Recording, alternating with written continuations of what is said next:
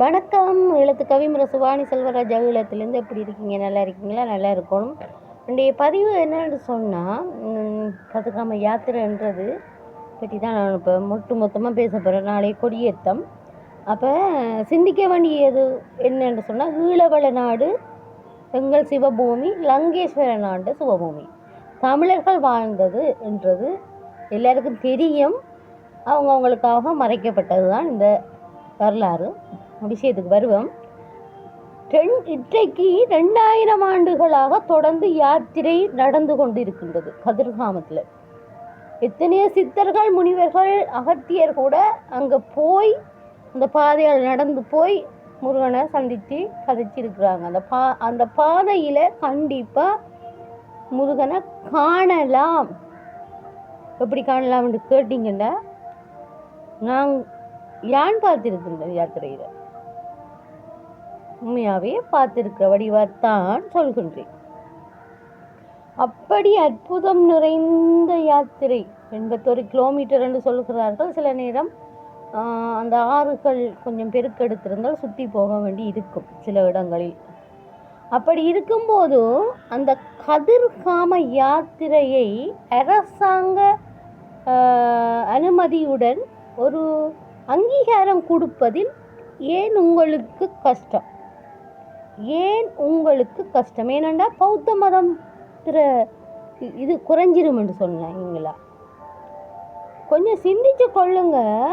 எல்லாரும் அவங்கவுங்களோட மதத்தை வழிபடலாம், அவங்கவுங்களோட இதுகளை கொண்டாடலாம், எல்லாம் செய்யலாம். ஆனால் 2000 இன்றைக்கு 2000க்கு மேலே இருக்குன்னு சொன்னால் அதை அங்கீகாரம் பண்ணணும்.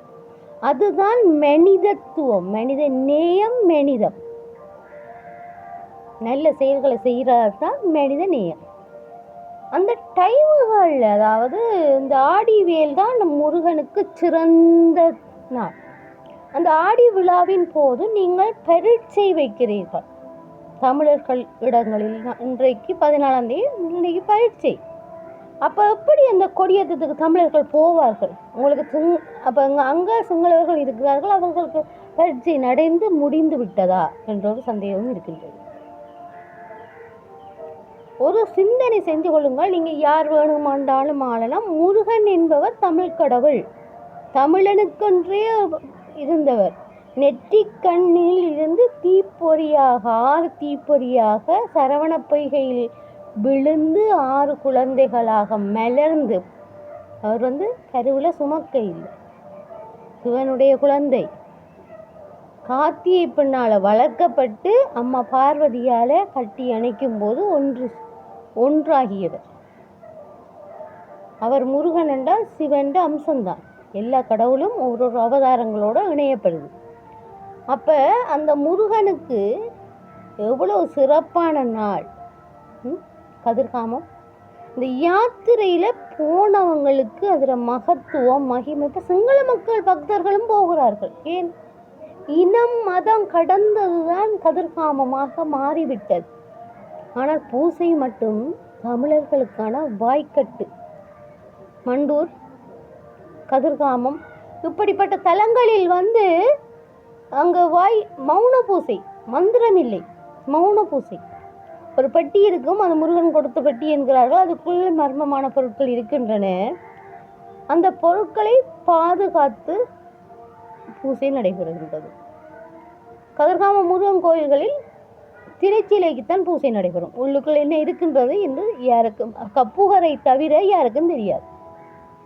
எனவே கதிர்காமம் என்பதை அரசு அங்கீகாரம் செய்வதில் உங்களுக்கு எந்த ஒரு பிரச்சனையும் இல்லை. எனவே இந்த ஆண்டில் சரி, அடுத்த ஆண்டிலாவது சிந்தியுங்கள். கதிர்காமம் என்பது இன்றைக்கு பழமை வாய்ந்த முருகன் வள்ளி இருந்த இடம், வாழ்ந்த இடம். சரியா? அவர்களுடைய ஆடி வேல் விழாவுக்கு மக்கள், பக்தர்கள் 30, 40, 50 இவ்வளோ பேர் பாத யாத்திரையாக போகிறார்கள். சிறுவர்கள் உட்பட பெரியவர்கள் வரையும் போகிறார்கள். அவர்களுடைய நேர்த்திகளும் நிறைவேறுகின்றது. அரசாங்க அங்கீகாரம் கொடுக்கப்பட்டு அந்த அரசு அங்கீகாரத்தோடு இந்த விழா வந்து அடுத்த ஆண்டு கொண்டாடப்பட வேண்டும் என்பதை தாழ்மையுடன் கேட்டுக்கொண்டு மக்கள் சார்பாக, அதாவது தமிழ் மக்கள் சார்பாக நாங்கள் ஈழத்து தமிழ் சைவ சார்ந்து நாங்கள் அதை கேட்டுக்கொண்டு அதை எதிர்பார்த்து உங்களிடம் எதிர்பார்த்து அடுத்த தடவை அடுத்த ஆண்டை நீங்கள் மனித நேயத்தோடு இதை அரசு அங்கீகாரத்தோடு இந்த ஆடி விழாவை ஒரு அரச அங்கீகார, அதாவது அரச விடுமுறை தினமுறை அரச ஒரு விழாவாக கதிர்காம நாள் வந்து ஒரு விழாவாக இதை பிரகடனப்படுத்த சொல்லி கேட்டுக்கொண்டு இந்த இடத்தில் இருந்து விடைபெறுகின்றேன். ஈழத்து கவிமுரசு வாணி செல்வராஜா, ஈழத்திலிருந்து. நன்றி.